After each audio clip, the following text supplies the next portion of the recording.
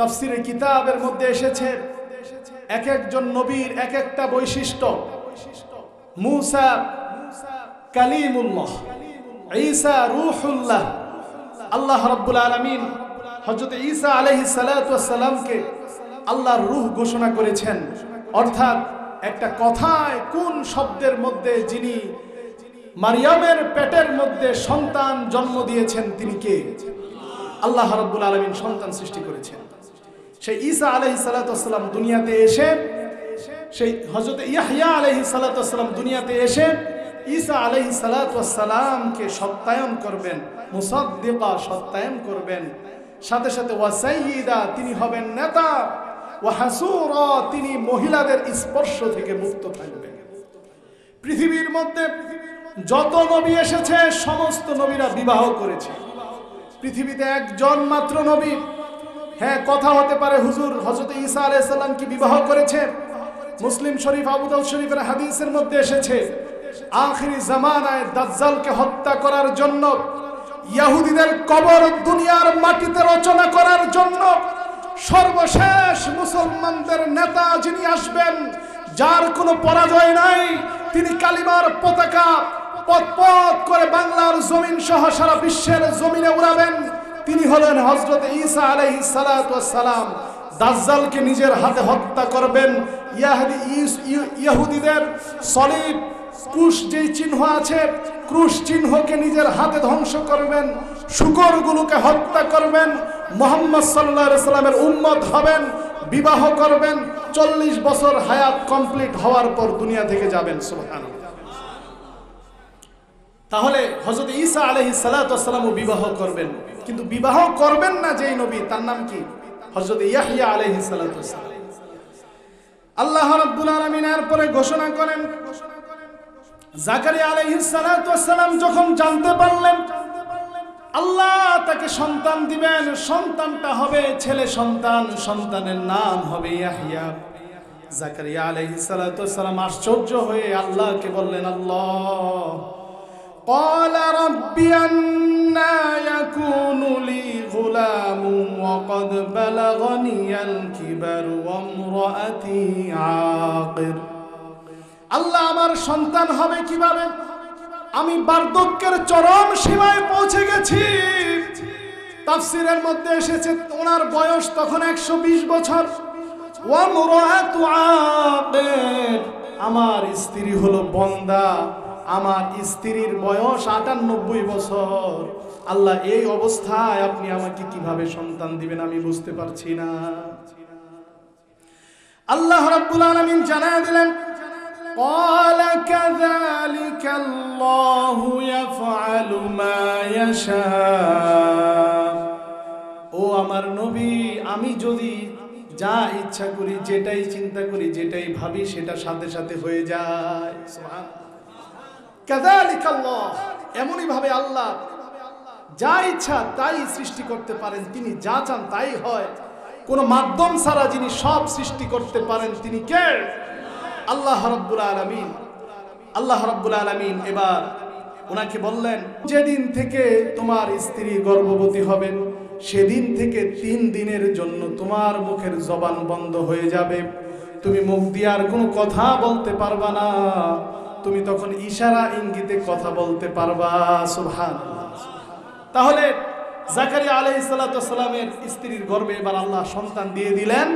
আর আলামত কি সন্তান আসার? হঠাৎ করে জাকারিয়া আলাইহিস সালাতু ওয়াস সালাম কথা বলতে। এবার আমার ভাইয়েরা, সময় খুবই সংক্ষিপ্ত। আমাদের যেই আলোচনা ছিল মারিয়াম আলাইহিস সালাতু ওয়াস সালামের কথা আমরা বলতেছিলাম, ঠিক কি না? মাঝখানে আল্লাহ রাব্বুল আলামিন জাকারিয়া আলাইহিস সালাতু ওয়াস সালামের কথা এনে আমাদের ঈমান, আমাদের আকীদাকে মজবুত করে জানায়া দিলেন, ও বৃদ্ধ নিঃসন্তান দম্পতি, তোমরা যদি সন্তান চাও আমি আল্লাহর কাছে রুনা জারি করে তাহাজ্জুদের সময় উঠে যদি কান্নাকাটি করো, যে আল্লাহ জাকারিয়াকে সন্তান দিয়েছেন সেই আল্লাহ এখনো আছেন, তোমাকেও সন্তান দিবেন। জোরে বলেন ঠিক কিনা? এই আকীদা সহি করার জন্য আল্লাহ মাঝখান দিয়ে কথা বললেন। এরপরে আল্লাহ রাব্বুল আলামিন হযরতে মারিয়াম আলাইহিস সালাতু ওয়াস সালামকে সন্তান দিলেন। মারিয়াম আলাইহিস সালাতু ওয়াস সালামকে কিভাবে সন্তান দিলেন? মারিয়াম আলাইহিস সালাম গোসল করার জন্য বাইতুল মুকাদ্দাসের পূর্ব দিকে একটা পর্দা টানিয়ে সেখানে গোসল করার জন্য প্রস্তুত নিচ্ছেন। হঠাৎ করে তিনি দেখলেন তার গোসলখানার মধ্যে একজন পুরুষ, একজন মানুষের আকৃতিতে পুরুষ তার সামনে দাঁড়িয়ে আছে। বলেন তো ভয় পাবে কিনা? কোনো মহিলা যদি পদ্মান্বেষী হয়, দিনদার হয়, আর হঠাৎ করে দেখে তার গোসলখানার মধ্যে একজন পুরুষ, ভয় পাবে না? মহিলা তো ভয় পেয়ে গেছে। তিনি ছিলেন হযরতে মারিয়াম, যার কোনো পাপ নাই, পুরুষের স্পর্শ নাই, কোনো গুনাহ তার জীবনে নাই। জোরে বলেন ঠিক কিনা? যখন এই পরিস্থিতি, তখন আল্লাহ রাব্বুল আলামিন ঘোষণা করে আমাদের জানায়া দিলেন, إذ قالت الملائكة يا مريم إن الله يبشرك بكلمة منه اسمه المسيح عيسى بن مريم وجيها في الدنيا والآخرة ومن المقربين।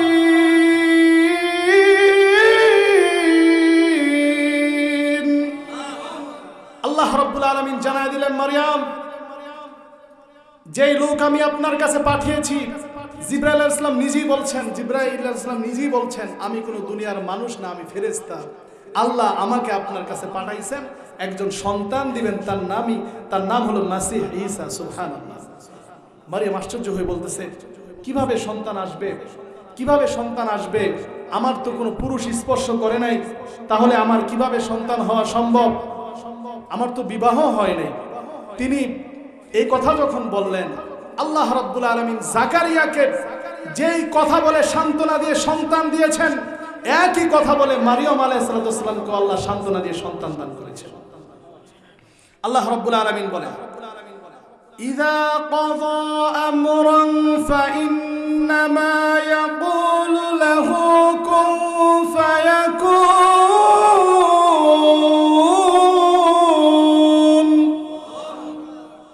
আল্লাহ যখন ফয়সালা করে ফেলে, শুধু বলে হও। মারিয়াম, তোমার কি কোনো পুরুষ স্পর্শ করতে হবে না, কোনো পুরুষের সাথে বৈবাহিক জীবনও তোমার কাটাইতে হবে না। আমি আল্লাহ বলেছি তোমার গর্ভে ঈসা আসবে, তো এসে গেছে। সুবহানাল্লাহ। এখানে কোনো ধরনের মাধ্যম লাগবে না। ঈসা আলাইহিস সালামকে আল্লাহ দুনিয়াতে পাঠিয়ে দিলেন।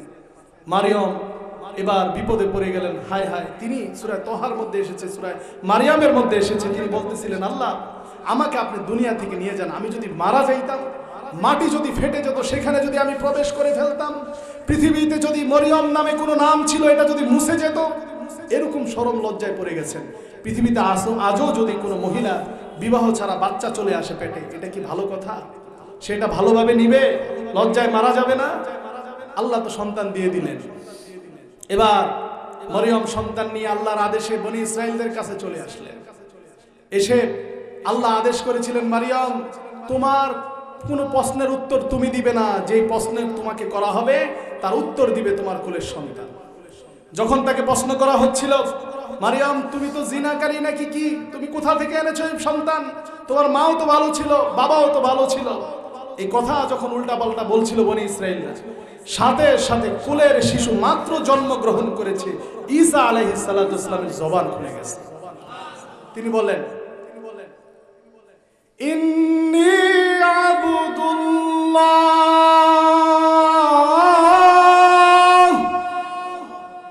আতানিয়াল কিতাব ওয়া জাআলানি নাবিয়্যা। আমি হলাম আল্লাহর বান্দা, আল্লাহর গোলাম, আল্লাহর সন্তান নই। এই কথার মধ্যে আল্লাহ বনি ইসরাইলদের একটা প্রশ্নের জবাব দিয়ে দিচ্ছেন ইহুদিদের। আল্লাহ সন্তান নই, আমি আল্লাহর বান্দা, আল্লাহর গোলাম। আল্লাহ আমাকে কিতাব দিয়েছেন, নবী বানাইছেন।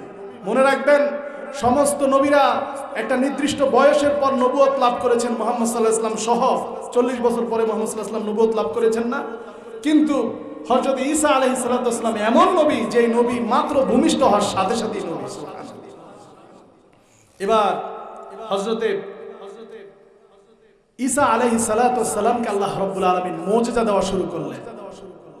ঈসা আলাইহিস সালাম যখন তাদের কাছে আসলেন, বনি ইসরাইলদের কাছে, যে আমি নবী, তারা মানতে চায় না। এবার ঈসা আলাইহিস সালামের ছোট বাচ্চা, বড় হচ্ছে আর আল্লাহর মুজিজা দেখাচ্ছে। সংক্ষিপ্ত করে বলছি একটা মুজিজার কথা।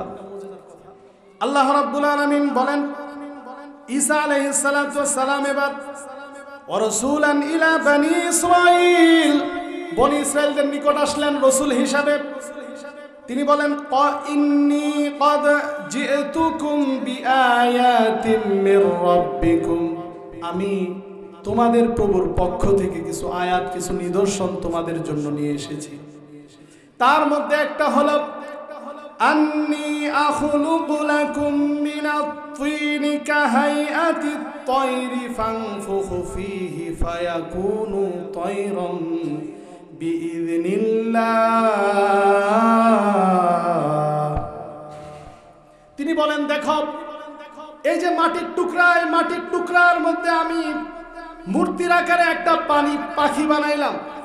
এই পাখি বানানোর পরে এই পাখির মধ্যে আমি আল্লাহর আদেশে ফু দিলাম, সাথে সাথে সেই পাখিটা সত্যি সত্যি পাখি হয়ে আকাশের মধ্যে উড়ে বেড়ানো শুরু করে দিয়েছে। সুবহানাল্লাহ। কি সেই পাখি ছিল? মাটি দিয়ে পাখি বানায় ফু দিতেন, পাখি জিন্দা হয়ে যেত, আকাশে উঠত।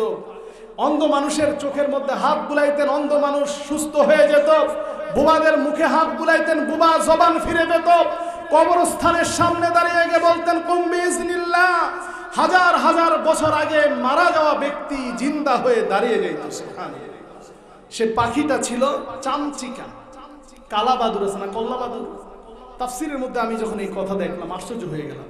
চামচিকা আল্লাহ ঈসা আলাইহিস সালামের মুজিজার মধ্যে গুরুত্ব দিয়ে এটা বানানো একটা ক্ষমতা দিলেন কেন? গবেষণার মধ্যে দেখা গেছে, তাফসিরের কিতাবের মধ্যেও সহ এই গবেষণাগুলো এসেছে, চামচিকা এমন একটা পাখি যেই পাখিটা স্বয়ং সম্পূর্ণ পাখি। পৃথিবীতে কোন পাখির আপনারা শুনেছেন স্তন আছে, বাচ্চাকে দুধ খাওয়ায়, এমন কোন পাখি দুনিয়াতে আছে? কিন্তু চামচিকার বাদুর এমন এক পাখি যে পাখি তার বাচ্চাকে বুকের দুধ খাওয়ায়। সুবহানাল্লাহ। বাদুর এমন এক পাখি যে পাখি সন্তান প্রসব করে। কোন পাখি সন্তান প্রসব করে? বাদুর সন্তান প্রসব করে। বাদুর এমন এক পাখি যার দাঁত আছে, যার পা আছে, 4টা পা, প্রাণীর মতো।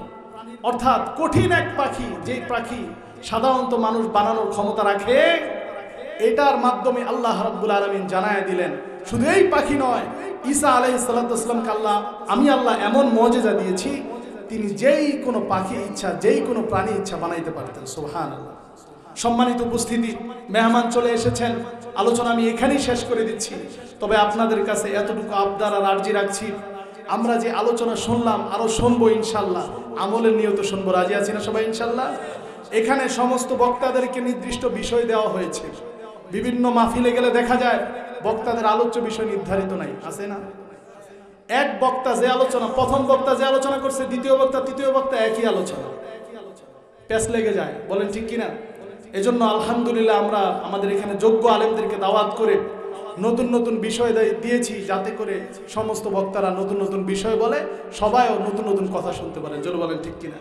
এজন্য আমাদের মেহমানদের মুখে আমরা ইনশাল্লাহ গুরুত্বপূর্ণ আলোচনা শুনবো, সেই অনুযায়ী আমল করার চেষ্টা করব।